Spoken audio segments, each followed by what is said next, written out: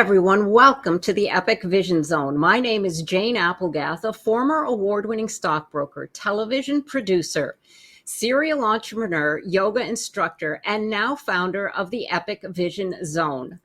I'm here to help you fulfill your big dream by showing you how to create a powerful vision that is the portal to messaging, money, and meaning.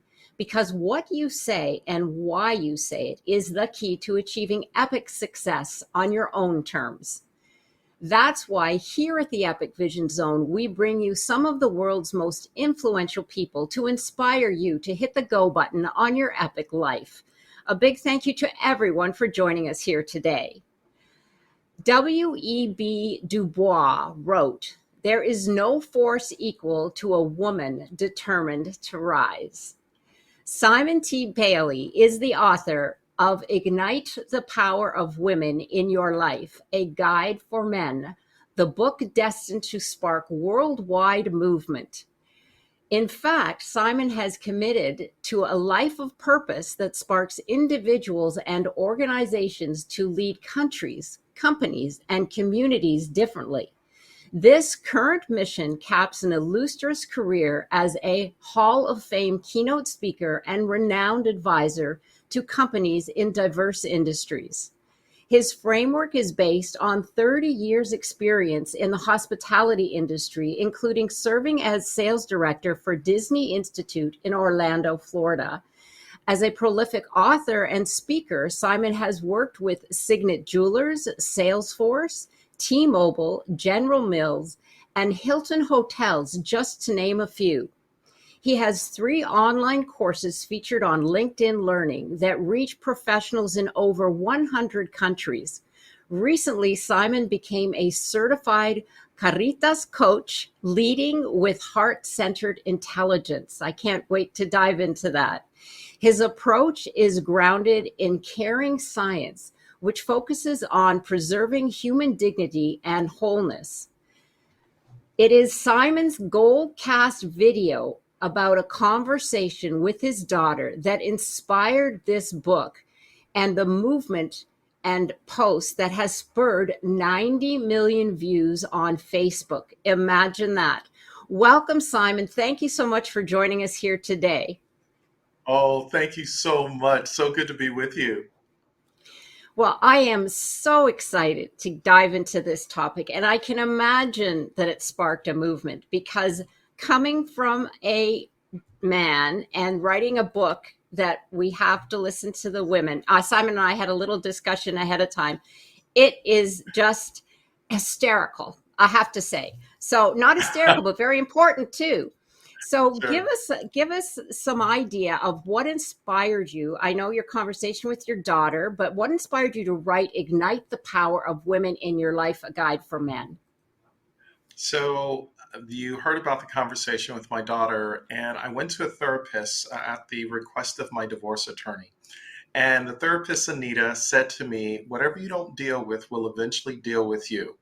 And when she said it, it was just like somebody hitting me right between the eyeballs, because she said, you have a lot of potential to be better, but until you address your mother issues, until you address the issue with your daughter and your soon to be ex-wife, you will carry that behavior into the next relationship. So it was a huge wake up call for me. And I said, wait a minute, hold on, what are you talking about?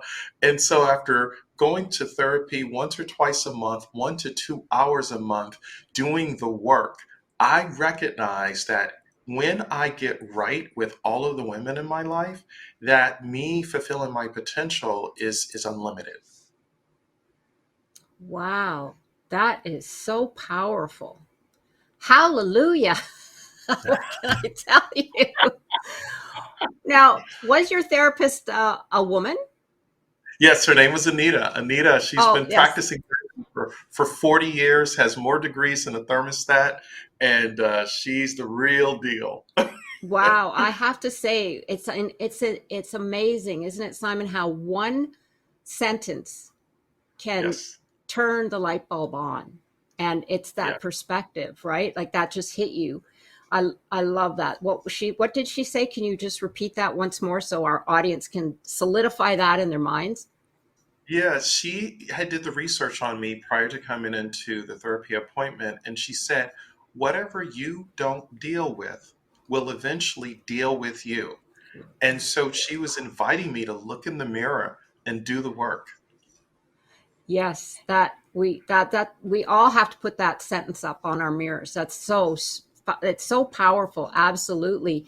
Why is now, you write in your book, now the age for women, and should more men recognize this? Here's why this is the age of women, and let me give you the research. According to McKinsey Consulting, when women are leading from a senior executive level, the business is 25% more profitable.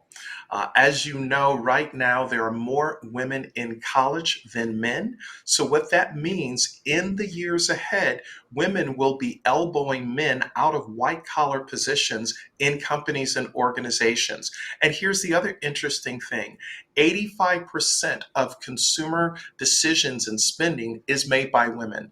92% of the healthcare decisions and vacation plans made by women.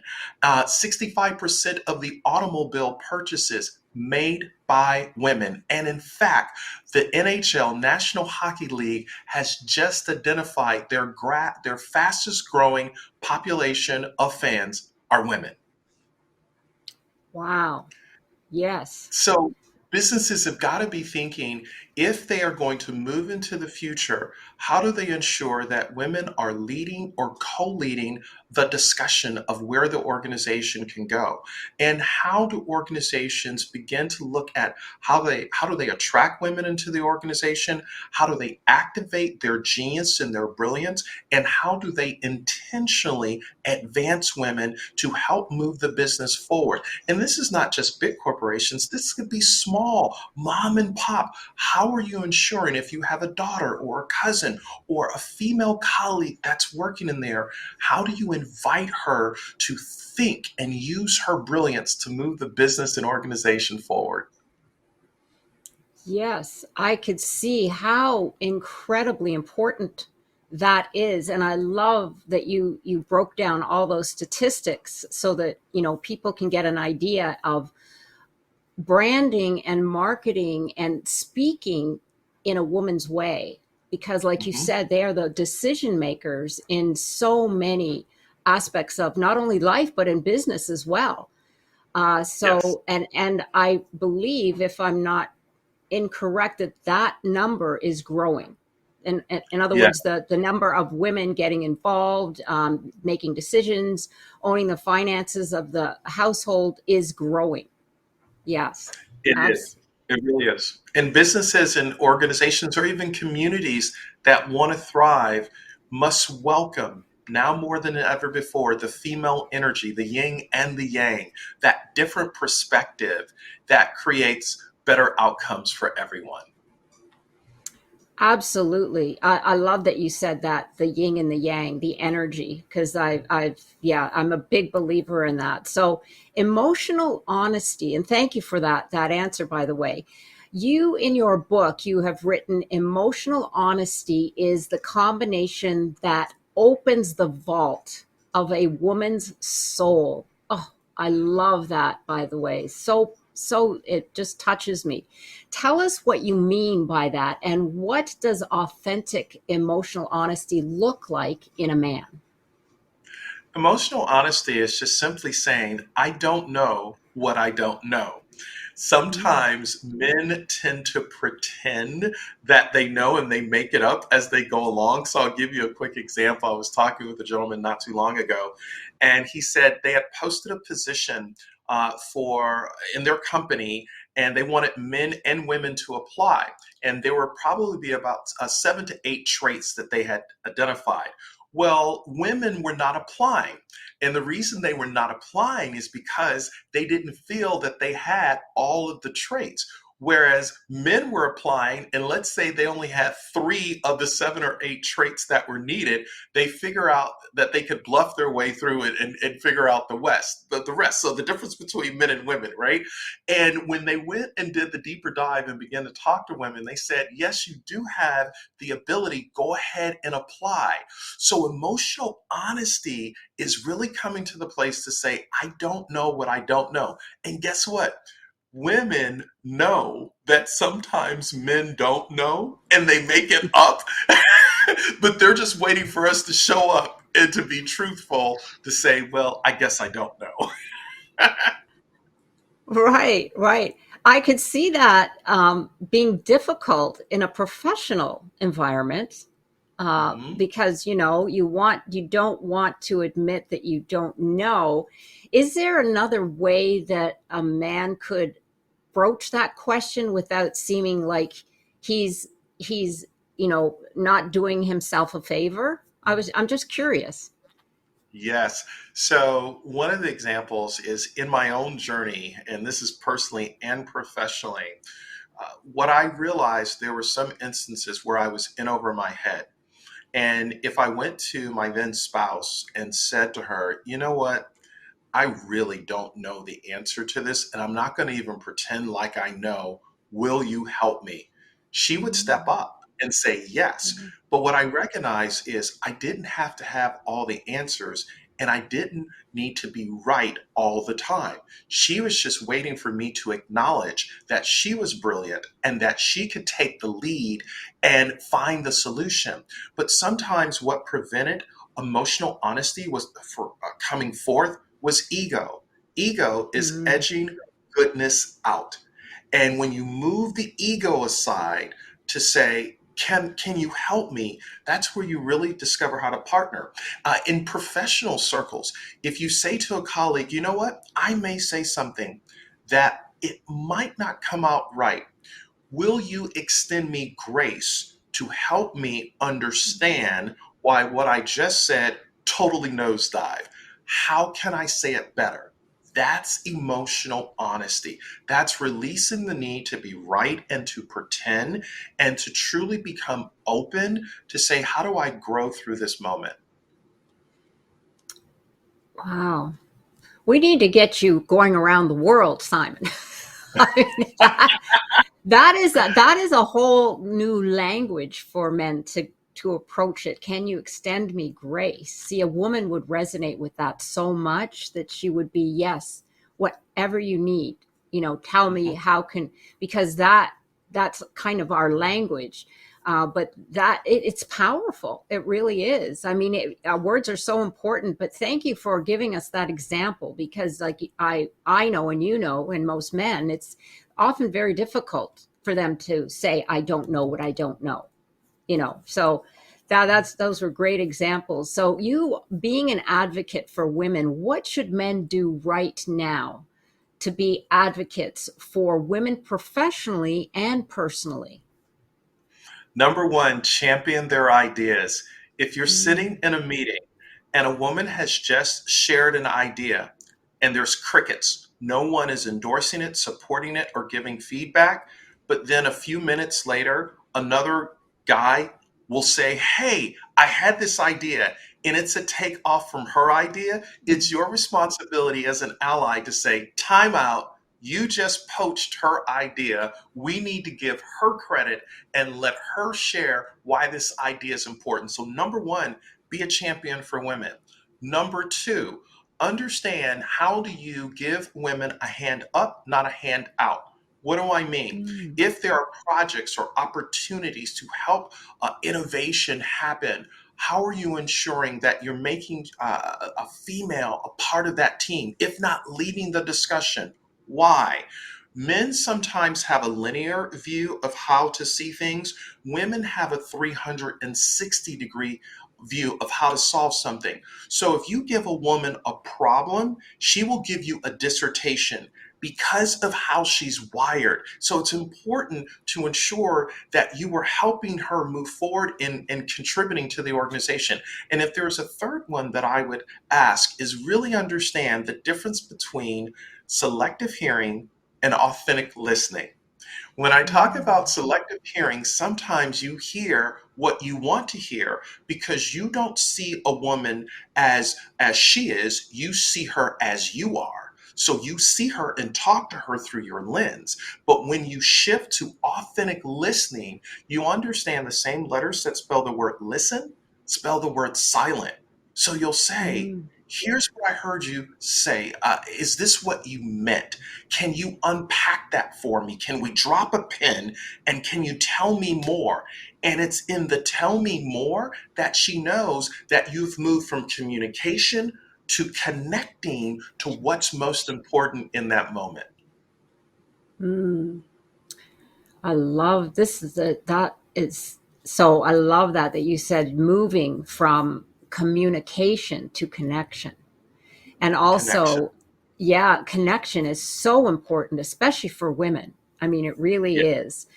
And that is and I love that you said that some men are linear. I could tell you, Simon, 99.9% of men are linear. It's like coming from a woman, I'm telling you, it's not some. It's like you're lucky because it's so. I read that in your book, and you said, ask a woman a question and she'll give you a dissertation. Because I do with my husband all the time. He's like, oh my, I'm sorry I asked. But But that's a it's, part of your genius. That's a part of who you are because you don't need us as men to fix anything. We just need to listen and you will find the solution as you talk it out because women emote emotion. You are emoting as you're talking. And so, yeah. yeah, well, yeah, most men do agree with you there. We really emote. They're like, oh no, here she goes. But I love your point of view. It's the point of view. It's the perspective.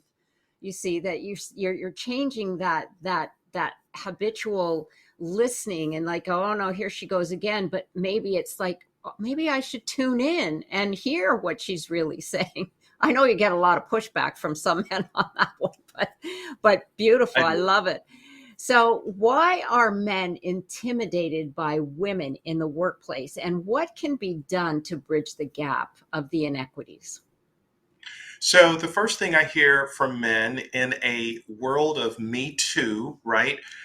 Am I going to say something that's going to be taken out of context? And so, in other words, instead of engaging in dialogue, it's better to just shut down and not say anything, right? The second thing is how am I perceived by this woman? And sometimes even men will make up a story in our head that's not necessarily true. And it prevents us from really engaging to ask for feedback, ask for input, ask for what do you think we should do. And then I think the third thing that I am observing in some organizations is men flat out are concerned that they have been left out of the conversation of diversity, equity, and inclusion. And they're wondering, are they still relevant? And so, how do we, to borrow a line from Sheryl Sandberg, how do you begin to lean into that? And I think there are a few ways to lean into it. Number one, find a female colleague that you work with and say, hey, I am struggling with X.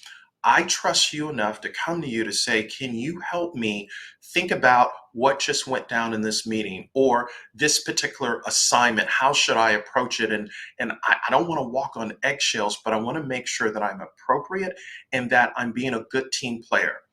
Next, have you taken a specific class to understand what diversity, equity, and inclusion looks like, especially as it relates to engaging females? And specifically, are you doing the work that whenever you hear men marginalizing or telling off color jokes about women or making comments that are inappropriate, do you shut it down? Do you speak up and say, guess what? That's not cool. That's not tolerated. That's not who we are. And I think when men are very intentional about standing up when no one is looking around to say, hey, why are you saying this, buddy? You know, hey, it's a good old boys club. No, you be the one that's different and say, we're not going to do that. That's not smart. Yes, absolutely. That would definitely make a difference. A huge difference. But like you said, it's moving out of that, what you're used to. It's moving out of a comfort zone for men, a lot of men. But it's through that movement that we grow, right? And that becomes the collaborative sort of example of how to collaborate and how we can best work together. So that was absolutely very insightful, and something we could all practice, because I think it goes both ways. It's not just the men, it's some women as well, because they're Yes. they're really not, they're not accustomed to that, so they're like, they might be a little like, what's going on here? Why are you being so helpful?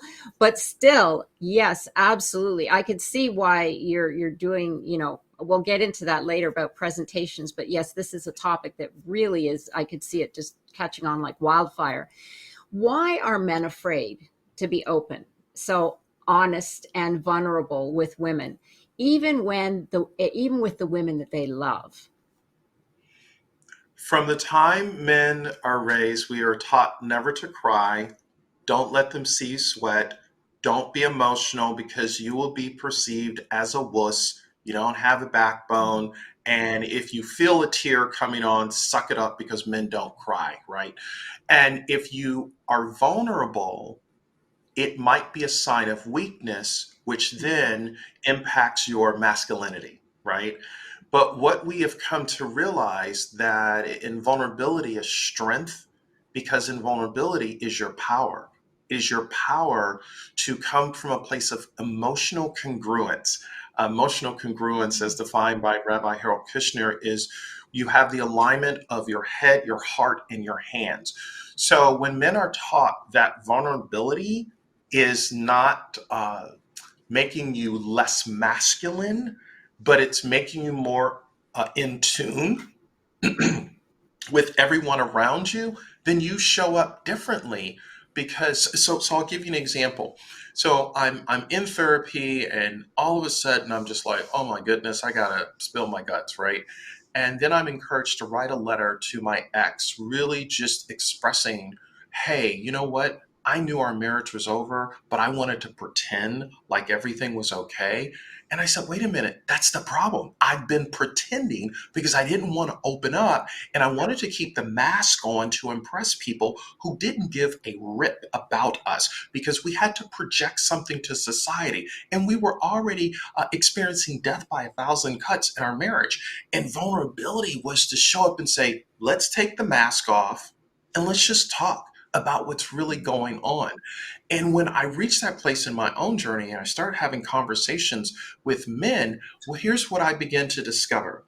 People started to have empathy towards me with accountability. So they were empathetic, but they were also saying, okay, now that you've reached this place of vulnerability, cry me a river, don't cry for me, Argentina, like all of these things. So what are you going to do? Right? Because there's vulnerability with accountability to say, I'm going to get better. I'm not going to project onto her what was my unfinished business. I'm going to take ownership of what I need to do, and we are going to build a bridge from where we are to where we can go together. Mm, yes. Because lots of times people speak about vulnerability, but they don't add the accountability. So you're Yes. right, because if we hear that, men or women, they think, well, okay, I'm spilling my guts, as you said it. I'm here, I'm wide open, but now what? Am I just going Right. to be a sobbing mess because I'm being vulnerable? But the accountability is the key, and I love that you said it puts you in, was it a congruent, or did you say Yeah. alignment? Emotional congruence. So I'm not Emotional. spamming you, with cry me a river, but I'm saying, okay, Right. here's where I'm at. Here's what I am willing to do. Will you help? Yes, that is so important. That, yeah, absolutely. So here, thank you for that, Simon. This is so much food for thought. Here is something that women have been practicing for a long time, which is well-being and mental health. Tell Mm. us what men can do to focus on well-being and mental health and why it matters. So The first thing I would encourage men to think about is to get centered. I just recently took a Caritas coaching class with Dr. Jean Watson, who's a scholar in this space. And one of the things she helped us do is just to get centered, and it's just taking a deep breath. And so it's inhaling, exhale 2 to 3 times, and just being in that moment. That's the first thing. The second thing that men can think about is taking their meds. And meds is an acronym that stands for meditate, exercise, diet, and sleep. Make sure that you are taking care of yourself. If we were to double click on sleep, research says that when you have proper sleep, it's like emotional first aid for the brain. It helps you reset. So as you start the next day, because of proper sleep, you can show up. And then obviously, we know all the research around exercise and dieting. But let me just talk about meditation just for a moment. We are in a world where we are overwhelmed by a terabyte of information. And we are bombarded with thousands upon thousands of messages every day. Taking moments at the very beginning of the day to just meditate and get quiet. Because men, how you start the day, and women, how you start the day determines the day. So meditation could be 15 minutes where you take the first 5 minutes, you just get quiet. The second 5 minutes, you read or listen to something that inspires you. The third 5 minutes, you stretch and get aligned with the day. Those are just some ideas as we think about mental health and well-being. Yes, and so simple. Many times we see this and they think, oh no, now I've got to go and get this, or I have to do that, and I don't have time. That's always the biggest excuse, is that I don't have time. But the nice thing is that this doesn't require that much time. It's time that's important for yourself. And yes, absolutely. I agree with all of that. And I love the acronym that you've provided there so that it's so easy to remember. And giving yourself permission to do it. I mean, that's the Yes. big thing, right? I mean, because we often feel, well, I've got to tough it out, or I don't have time for that. I've got more important things. Well, no, you need permission for self care, because if you're not there, then no one's going to be there with you either. Like you said, we're not congruent. We're out of alignment. So absolutely. All men need to take that as a practice. And I think that would not only start their day off, but would really make their year, you know, to get into Yes. that practice. Yes, absolutely. Well, in your life, Simon, how did you apply some of these principles to bounce back from divorce, debt, and self doubt? Yeah, I think the first thing I had to come to a place of implementing the 4 practices that I talk about in the book: forgiveness, surrender, gratitude, and practicing human compassionate care. So when I talk about forgiveness, my mom and I had went through a really tough time, and I realized I needed to come to a place where I forgave my mom. I called her, and she said she had been waiting for 30, almost 35 years to have this conversation. We had the conversation, the healing began, and so we came to a place of forgiveness. Surrender is sometimes can be a control freak and always want to control all the details. And when you surrender, you release the need to be attached to the outcome, because you're letting it go so that you can let come what wants to emerge. And gratitude is all about waking up every single day to be grateful. So every day I am grateful for just life. Recently, I went to a funeral for a colleague of mine that I worked with at Disney, 56 years of age, died of pancreatic cancer, left this earth too soon. But it was a wake up call for me to be grateful that, hey, I'm here. And what am I going to do to live my life as if it was the last day? And then when I talk about practicing human compassionate care, it's about understanding that the best of us must help the rest of us. And so if I'm walking into a grocery store, how do I hold the door for the person that's come in behind me, or at least extend myself, give them a card, a smile, a hello, It's not that difficult. So those are some of the things that we've been working on every day. It's hard, but we try to do our best every day. Yeah, no, I mean, I think it's wonderful because it's the awareness of those first and foremost. Yeah. Because we often go through, well, not often, we mostly go through life kind of in a haze, or we're unconscious. I mean, we just, we don't think about the door. We like, you said about helping individuals or addressing things. We just put it off to the side and we're just like, well, that'll come or this will come or it won't or whatever. But yes, absolutely. I was really, really taken, and thank you for giving us an insight into those 4 practices, because I wanted to ask you, caring science, I had never heard of that before. And I'm interested in the how this came about, because you mentioned the woman's name, who is, can you give us a little bit more insight into what caring science is? Yes. So, caring science has been in the healthcare field for decades, and Mm. I truly stumbled upon it. I was doing a session for Stanford Healthcare, 1,500 of their leaders, and one of their executives reached out to me and said, a lot of the languaging that you shared is a part of caring science. And I was like, what's caring science? And they're like, you got to go and look up Dr. Jane Watson, who's a scholar at the University of Colorado at Boulder. 40 years of her research, and she's known as the Lady Gaga of nursing. 40 years of her research is to look at the bedside experience that happens when nurses are working with patients, and how you can bring caring science, caring about the human being, not just the symptom or the issue, but really seeing them as a whole person, and languaging things in such a way where you come alongside as a guide and as a help, not just how quickly can we turn this room, how quickly can we get you in and get you out. So caring science is really practicing heart-centered intelligence, instead of coming from a very intellectual academic way of here's how we lead, here's how we should do things. It's slowing down to the speed of life to understand that, number one, in a human being that's in front of me, do they feel valued? Do they feel seen? Do they feel appreciated? And how do I show up as a human being in that moment to care about their humanity, not for what you can get from them, but how you can serve them without looking for anything in return?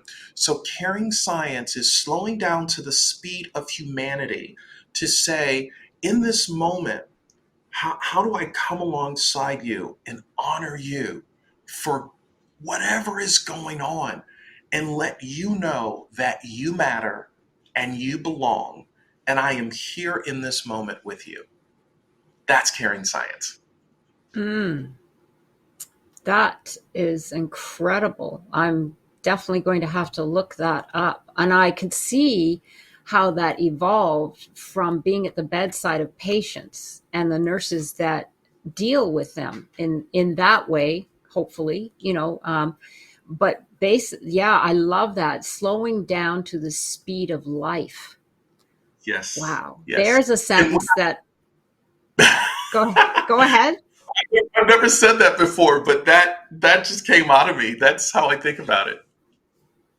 I love that, Simon. You need to post that, because it'll make people think. First of all, they'll go, "Well, did he make a mistake?"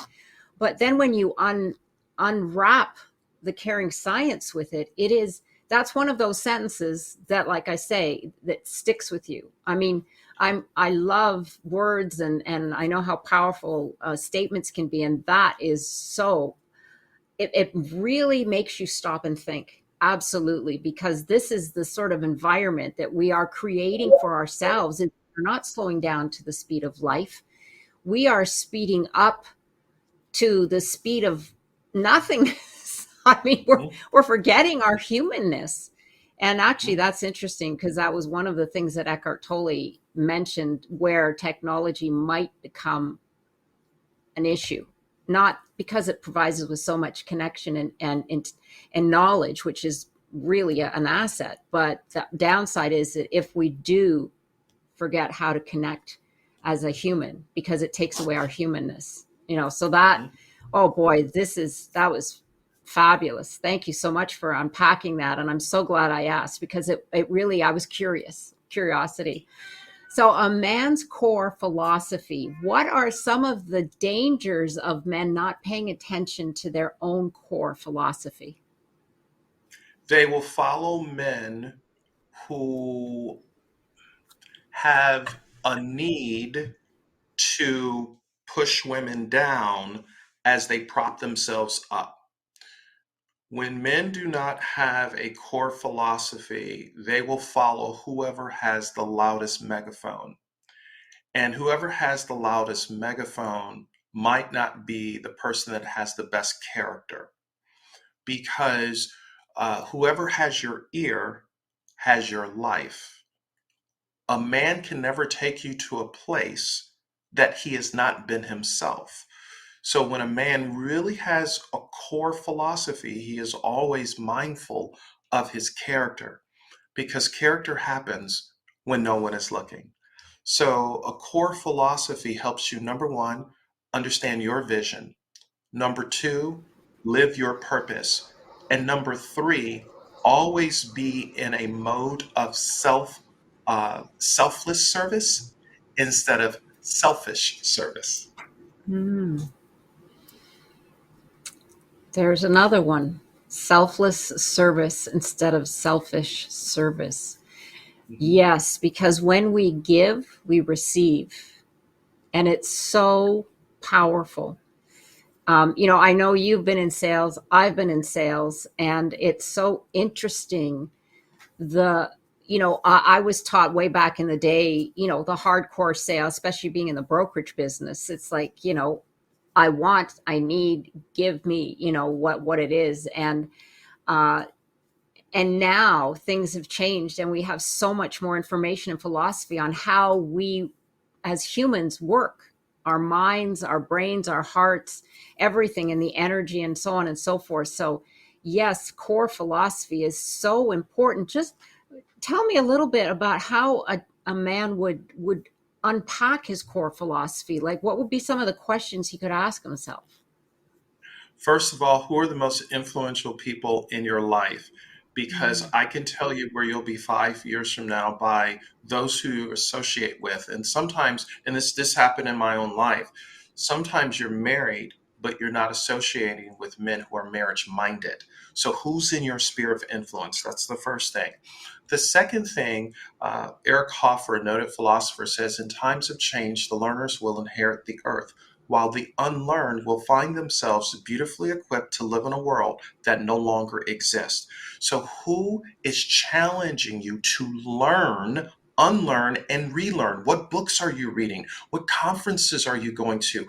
Are you continuing to grow? Because when you stop growing, you stop living. And when you stop living, you stop adding value to your relationship, to your business, to your life. So, number one, relationships, who's in my life. Number two, how am I learning? And then the third thing, how do I begin to look at my dream of where I want to go?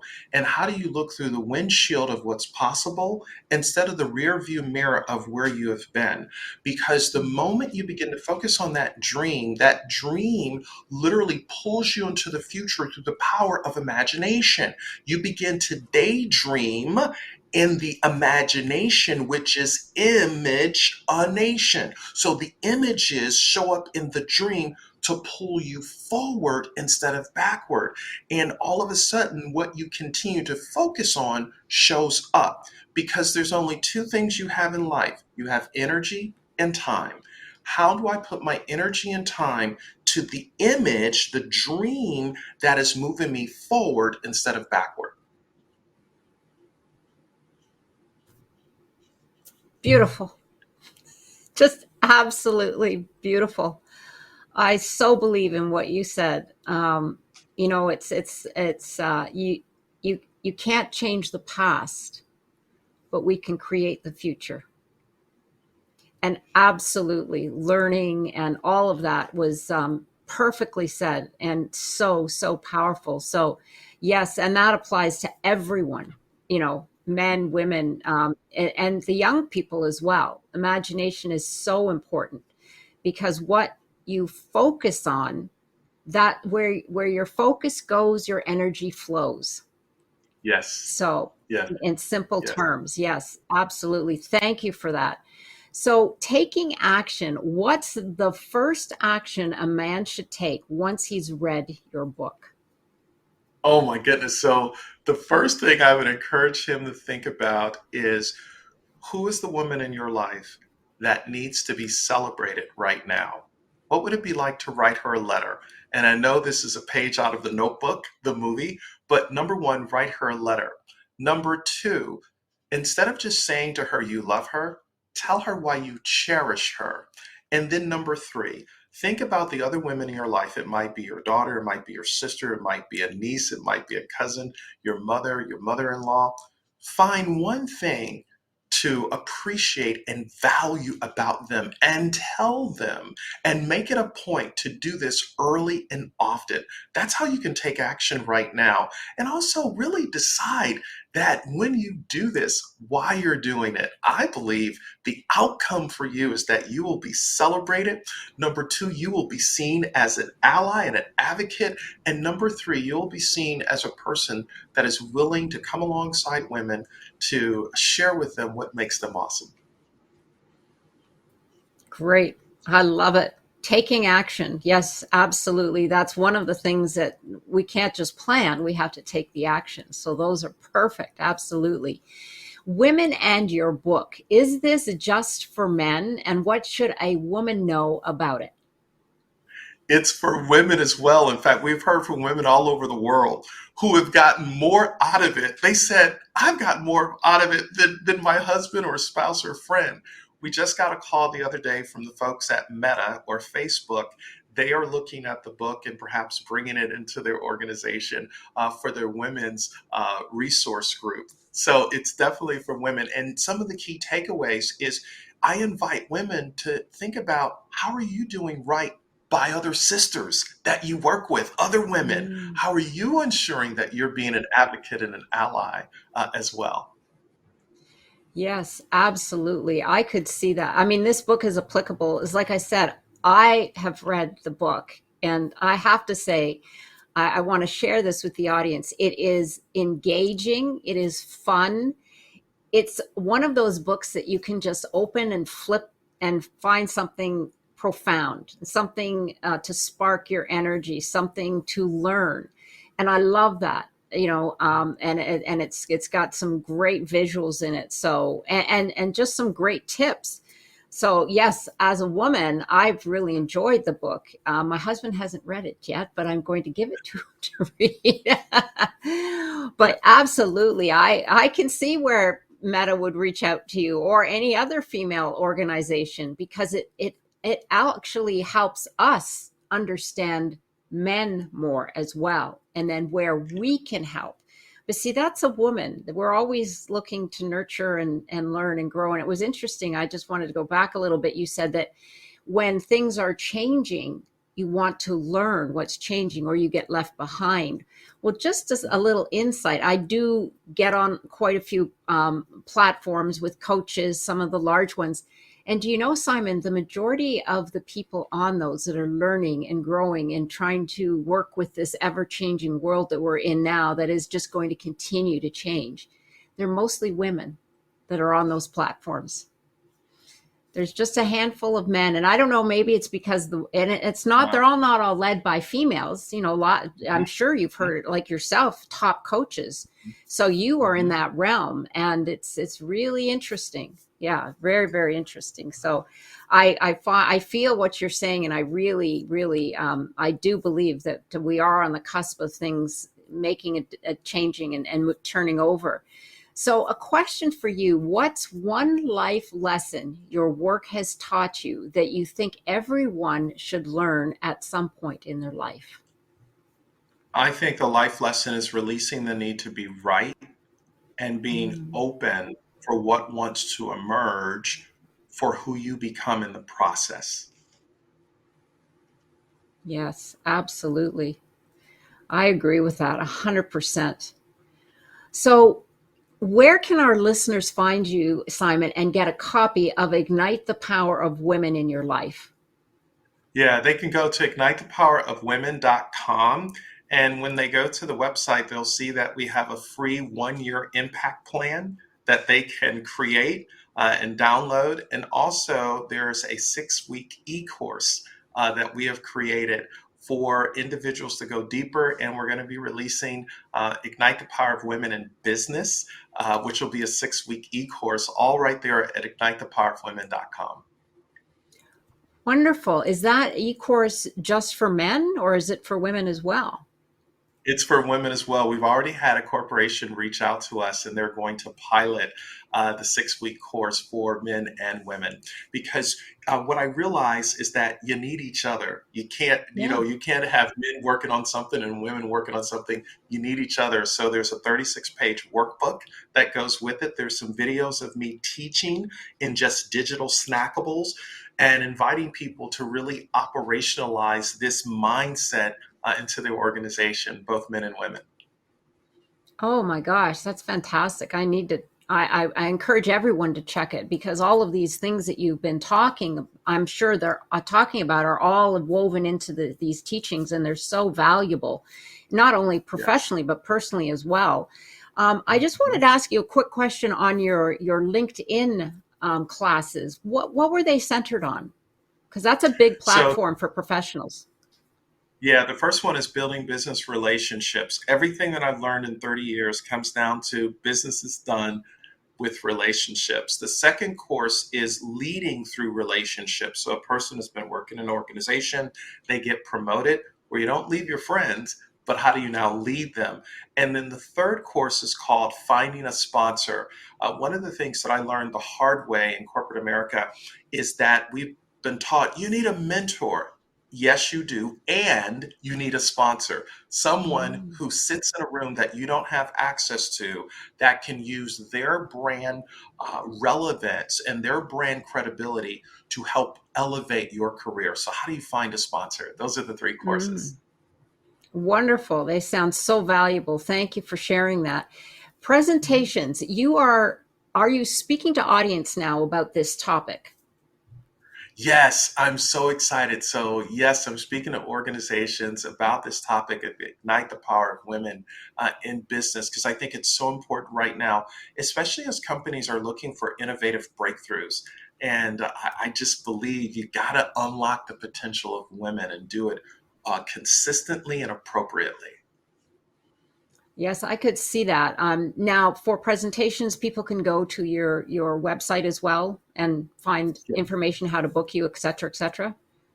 Yes, they can go to simontbailey.com. Okay, wonderful. And we'll have all that information as well.